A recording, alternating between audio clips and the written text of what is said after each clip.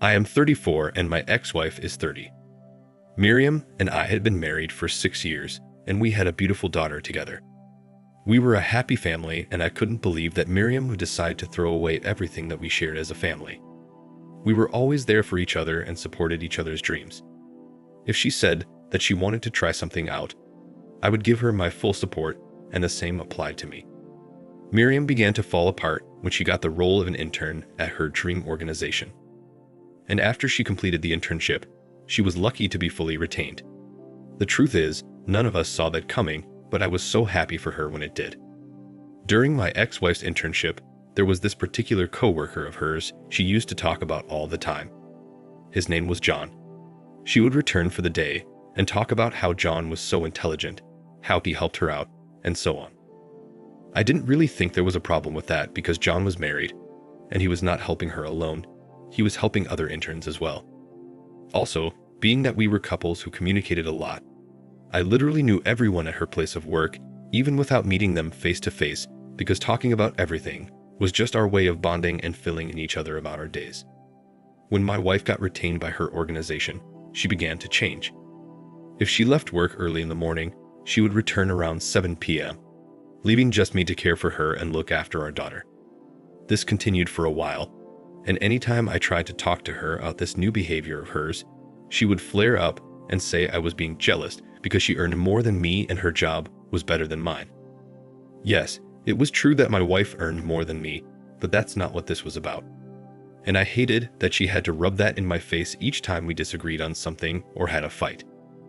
Miriam did not just suddenly begin to return home late, but she also became colder towards me. Before all this happened, our weekend used to be something we all looked forward to because we would cook together, try out baking disasters, clean together, watch movies together, bathe together, and even do karaoke with our daughter together. But all of that stopped after she got the job. It got so bad that even if she was at home, it was almost like she wasn't there. If she wasn't on her laptop, she'd be on her phone. And she didn't have an issue with consistently neglecting us to focus on whatever it was that she was doing, no matter how much I complained. It was very painful to watch this because I love Miriam so much, and whatever was going on was not the plan that I had for both of us, for our family either. And I had enough. So I confronted her one day and asked her to pick between her marriage and her new job since it was turning her into the person that she wasn't. And ultimately, she picked her job. She said that she'd picked her job over and over, and she did not give a damn about our marriage. This was very painful to hear, and she was not kidding either.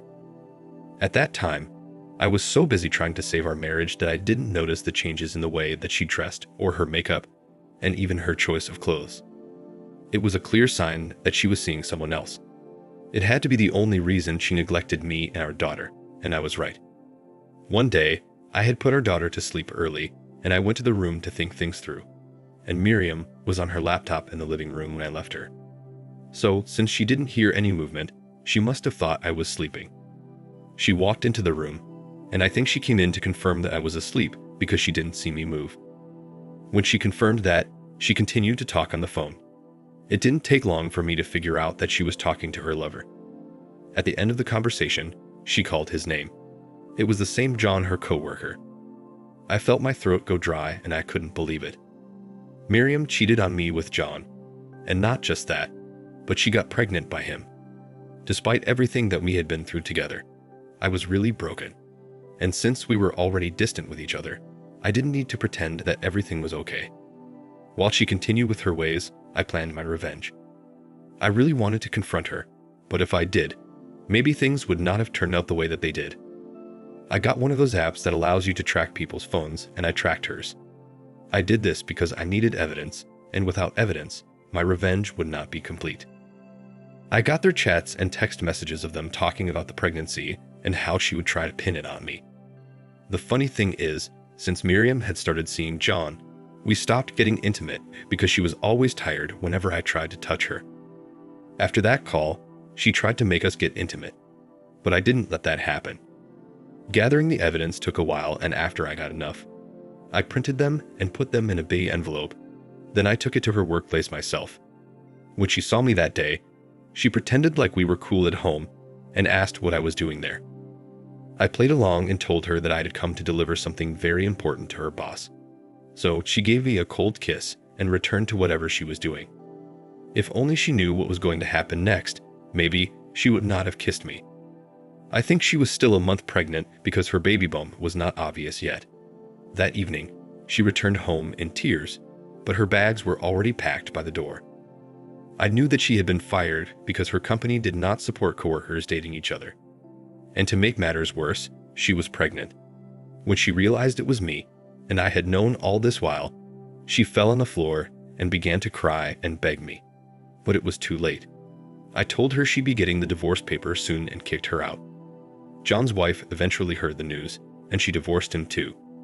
John and Miriam did not end up together because he said Miriam ruined his life and all his years of hard work, and that he wasn't going to take responsibility for the pregnancy because she was married to me. But we all knew that the baby wasn't mine either. We eventually divorced, and with the help of my lawyer, I took custody of our daughter. I was not going to let her suffer for the sins of her mother. Miriam gave birth to a boy, and believe me, she has suffered a lot with the baby. Till date, every time she comes to pick up our daughter, she cries, begs, and admits that she made a terrible mistake.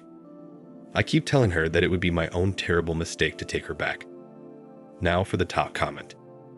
I'm so sorry, OP, that you had to go through all of this. I'll agree with you that you'd be making a terrible mistake if you took her back.